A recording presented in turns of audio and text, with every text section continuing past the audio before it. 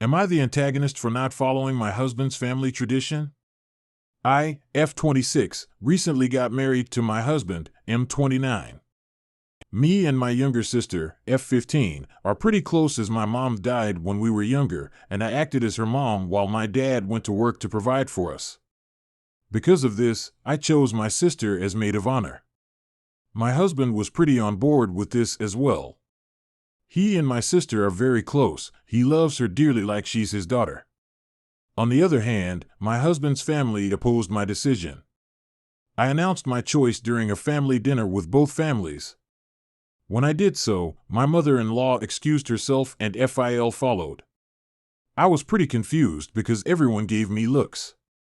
They came back and told me that it was a family tradition to have the youngest daughter of the husband's family as the maid of honor. I was surprised because I'd never heard of a tradition like that. I kind of awkwardly chuckled and said, "What kind of bullshit tradition is that?" "Sorry, but I'm not doing that."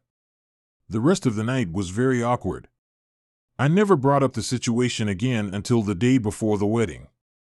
I was finishing up planning for the wedding when my sister-in-law, F20, came to the venue asking for her dress. Furthermore, I was confused and asked, "What dress?" She chuckled and said, "Doesn't the maid of honor have a special dress?" At that point I was fuming because I knew they had planned this without talking to me about it even when I told them and my sister-in-law that I wasn't following the tradition. I angrily told her, "You're not the fucking maid of honor." She stood shocked but eventually left. I felt bad for the way I told her off, but I already announced that my sister was my choice. I wouldn't let them take control of my wedding. The wedding did eventually happen with my sister as my maid of honor and sister-in-law as one of the bridesmaids.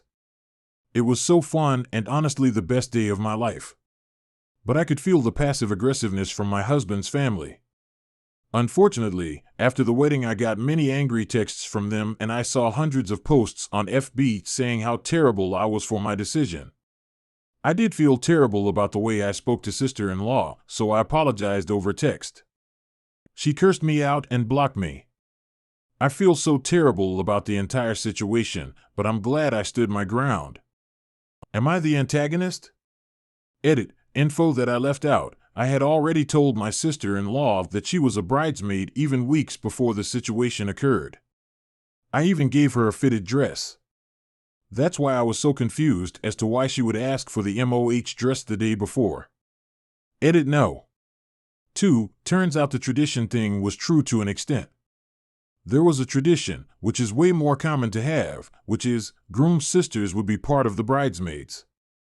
They came up with the maid of honor thing to give sister-in-law a spotlight because she's never a part of things like this. They got most of the families to go on board with this tradition, although some didn't. Which is why I heard from my husband's second cousin. It was so confusing, and they almost ruined my wedding over this. I never had a bad relationship with my husband's family before this. I was as respectful as a DIL can be, so I have no idea why I was treated the way I was treated. This will be the last edit. I have never heard of a family tradition of picking who is in the wedding party of people marrying into a family. If it was so important, it had been brought up way beforehand with proper explanation. Additionally, I hope things turn out okay. That side of the family sounds toxic already. Am I the antagonist for not tipping a stylist and then posting a nasty review about her? So not too long ago, I went on a first date and wanted to get my hair professionally blown out, but my salon didn't have any last-minute openings. So I called this other salon, and they put me with an older stylist. We'll call her Z. So I walk in and Z sits me down. After she's done washing my hair, we go back to her chair, and she starts brushing my hair excessively. "Sorry, I'm just rough-handed." "Yeah, okay," but then she goes on to start commenting on the state of my hair. I currently do all-over bleach and tone but use Olaplex shampoo every other week, so my hair feels processed, sure, but nonetheless still healthy. "Your hair is soon damaged. Your hair is so problematic." I explained that I'm a natural brunette but dye my hair blonde, and she insisted that my hair doesn't like bleach. She pointed out that my hair should not be coming out into the brush when she's brushing it, yet even before I started bleaching my hair would do the same, and she's pulling too darn hard. So to change the subject, since she mentioned she goes to a lot of product shows, I asked her what she thinks of Monat and Mary Kay. She apparently thinks they're good quality. Like what? Monat is known to make your hair fall out. Oh, and then she tells me to buy every Olaplex product on the line. BC, apparently my hair will fall out if I don't, and then sleep with the shampoo in my hair overnight. But I'm a student and deaf, cannot afford to buy every single product on the line, so that's a no for me. After we were done, which took her over an hour to do something my regular stylist can do in half that time, she charges me a whopping $60 for only a wash and blowout. I hit the no-tip option on her iPad right as she was checking me out. Z then shouts at me as I'm leaving, "Make sure you tell your next stylist that you have problematic hair, because you do." TBH, I've never felt so intimidated by a stylist, especially since I always look forward to getting my hair done. My regular stylist, as well as a few others I've seen, never once raised an eyebrow at the state of my hair. I've been bleaching/highlighting it for 10 years, and nobody else has ever made Z's comments. So once I got home, I went to the salon's Google site as well as their Facebook page and Yelp and posted a not-so-nice review, outlining the same details and Z quotes I've shared with you above. Am I the antagonist for going to these lengths? It's strange to me how many people think it's okay to be mean, never mind someone in a personal service role. And these are the same people who will be whining that nobody tips them and they live on minimum wage.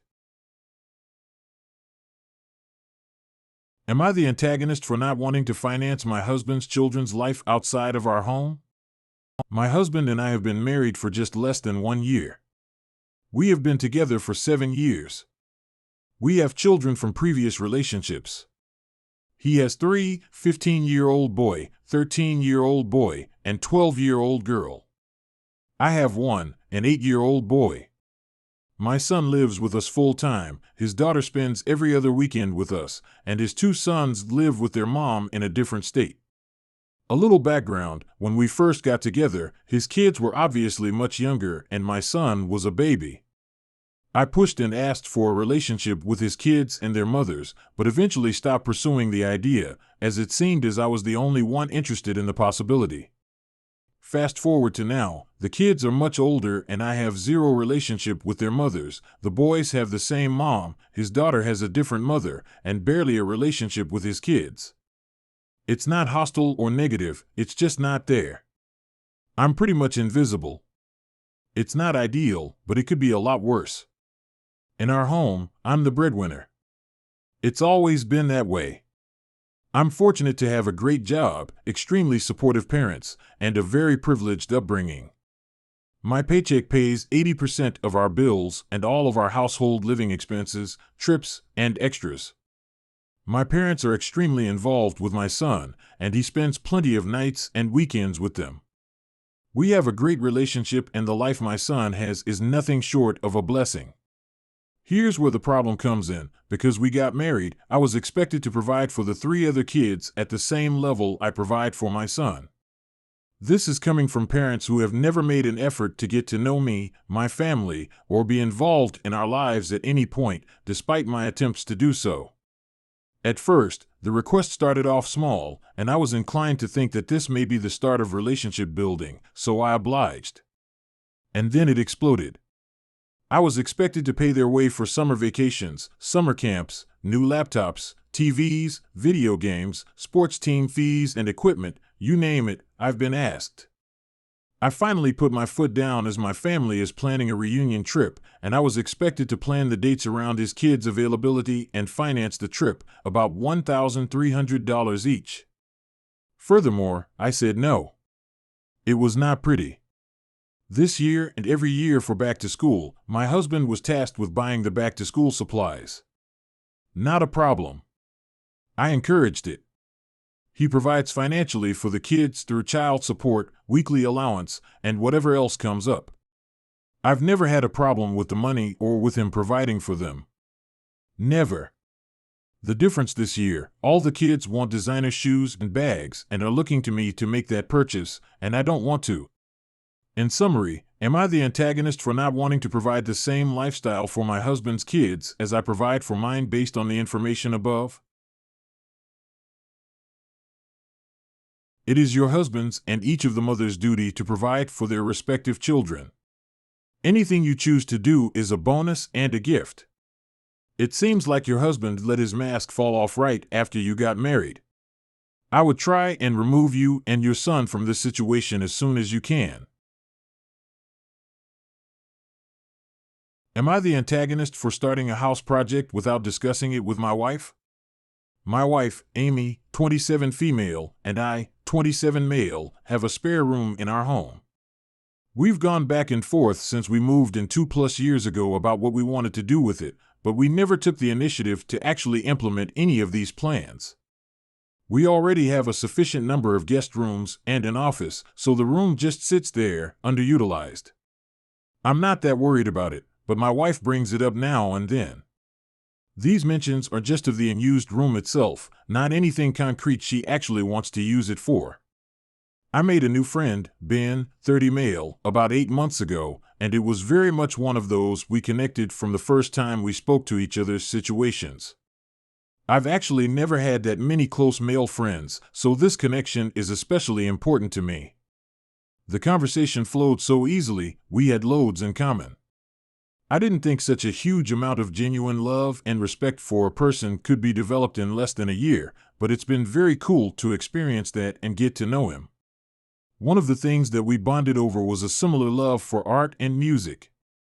Ben is way more talented than I am when it comes to painting, but it's something we both enjoy. His birthday is coming up soon, and I thought, on top of what else I was getting him, I could turn the spare room into something similar to an art studio for us both to use. I already ordered a few things for it and was getting ready to jump into painting the walls when my wife came in and demanded to know what I was doing. I explained that I was finally fixing up the spare room. She said it was unacceptable I had done this without confirming with her that it was okay, but I didn't think I would need to since it's been 2 years and the room has basically never been touched. Am I the antagonist? Look, I'm just going to throw it out there because I'm pretty sure I'm not the only one thinking it. The way you talk about this relationship with Ben versus your wife makes it sound like he's more than just a friend. It's weird, you want to give a key to the house you share with your wife to the friend without asking her. Am I the antagonist for telling my husband that I refuse to attend our family vacation if his mother attends? My husband, 32 male, and I, 30 female, have been married for 6 years. We have 2 daughters, 3 and 9 months old. My mother-in-law has always held a grudge against me for stealing my husband from her, since he is the youngest and was always a mama's boy.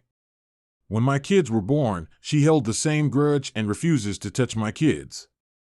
But when my husband's older sister proposes the idea for both my family and hers to go on a family vacation to Hawaii, my mother-in-law gets very upset and says that we are leaving her out.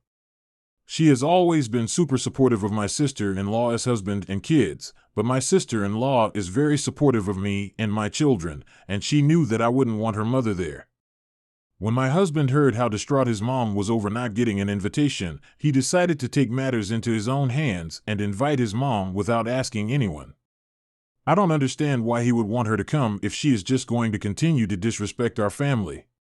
When he finally tells us what he did, I freak out and say that if he wants his mom there, and he wants to invite his mom, that's totally fine. He just needs to understand that I will not attend nor bring my kids because I don't want our fun family vacation to turn toxic. I give him the ultimatum, his mother or his wife and children. He chose his mother and said that she raised him and she deserves to be invited. So am I the antagonist for telling my husband that my children and I wouldn't be attending since his mother was going? It sounds like you could have a very serious problem in your marriage. Is this what you want your children to think is normal? Is this what you want to deal with the rest of your life? Picking his mother over his wife is bad, but picking your mother over your children is so much worse. Time to reevaluate this marriage, I think. Am I the antagonist for telling my sister that her being just a GF and an actual wife are actually not the same thing? My sister has been dating this guy, Josh, for around 7 years now with seemingly no intent to get married. My sister is one of those people who believe marriage is a scam and doesn't desire it at all and is fine with being just a GF with her BF. Multiple times, my parents and I have tried explaining to her how getting married is not just about wearing a wedding dress and all, and that there are legal advantages and perks that she won't be able to have if she's unmarried. She said there are solutions to that and marriage is not a wish, neither for her nor Josh. We are deeply conservative and religious and take marriage seriously, so when I had my wedding a few months ago, I didn't invite Josh because he's not officially tied to my sister. I told her she can have her views on marriage and I can have mine, and if she wants me to respect her decisions and views, she has to respect mine too, and I'm uncomfortable with inviting couples who are neither engaged nor married to my wedding. She held it against us for all these months, only attended the ceremony and stayed at the reception for half an hour at most and then left. She was basically absent from my wedding. Anyway, a couple of weeks ago she got into an accident and was hospitalized for a few days. The hospital had a strict close relatives only policy, and basically only my parents could visit my sister as first-degree relatives. Josh couldn't see her and was mad they wouldn't allow him. She was out of the hospital soon after with no serious injuries. But I used what happened as an opportunity to teach my sister why her being a little GF is way different to being a wife, and if her and Josh were actually married he wouldn't have to miss out on visiting her in the hospital, so his lack of visitation is their fault. My sister now believes I'm TA for using her accident to teach her a lesson. But I don't believe I am, since maybe this could be a wake-up call for the both of them. You are very much in the wrong here. You've decided to hurt someone who should be a close friend and partner because she didn't follow the letter of the law as you see it. Worry about your own relationship and stay out of other people's.